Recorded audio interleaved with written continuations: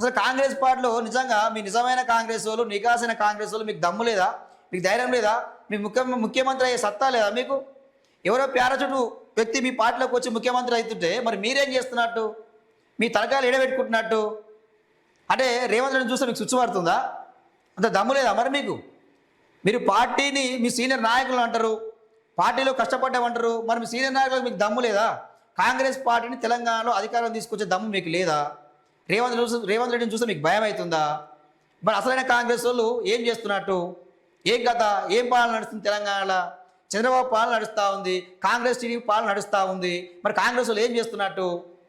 కాంగ్రెస్ వాళ్ళు ఏం చేస్తున్నట్టు? అసలైన కాంగ్రెస్ వాళ్ళు అంటారు కదా, మరి కాంగ్రెస్ బ్రీడ్ ఏం చేస్తున్నట్టు? ఇప్పటికైనా మీరు కళ్ళు తెరవాలి, ఆలోచన చేసుకోవాలి. రేవంత్ రెడ్డి మొత్తం కాంగ్రెస్ పార్టీని ఎటువైపు తీసుకుపోతా ఉన్నాడు? కాంగ్రెస్ పార్టీని ఖతం చేస్తుండు. కాంగ్రెస్లో లీడర్లారా మీరు ఆలోచన చేసుకోరి.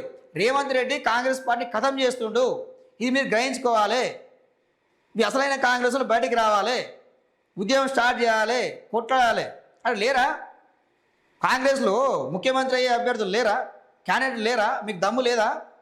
వచ్చి తిరిగి ప్రజల్లోకి వెళ్ళి తిరిగి మీ ప్రభుత్వాన్ని ఏర్పాటు చేసుకున్న దమ్ము మీకు లేదా? 2034 దాకా నేనే సీఎం అంటుండే ఒక పక్క రేవంత్ రెడ్డి. సో మరి మీరేం చేస్తున్నట్టు? మీరేం పొడుస్తున్నట్టు? అంటే భయం అవుతుందా మీకు? అంటే మాకు ఆ దమ్ము లేదు, మాకు ఆ సత్తా లేదని చెప్పి అనుకుంటారా? మరి మీరు అలాంటప్పుడు మీరు ఇక అసలైన కాంగ్రెస్ నాయకులు మేమే అని చెప్పి చెప్పుకోవడం కూడా దండగా. మీరు ఇక చెప్పుకోవడం కూడా దండగా.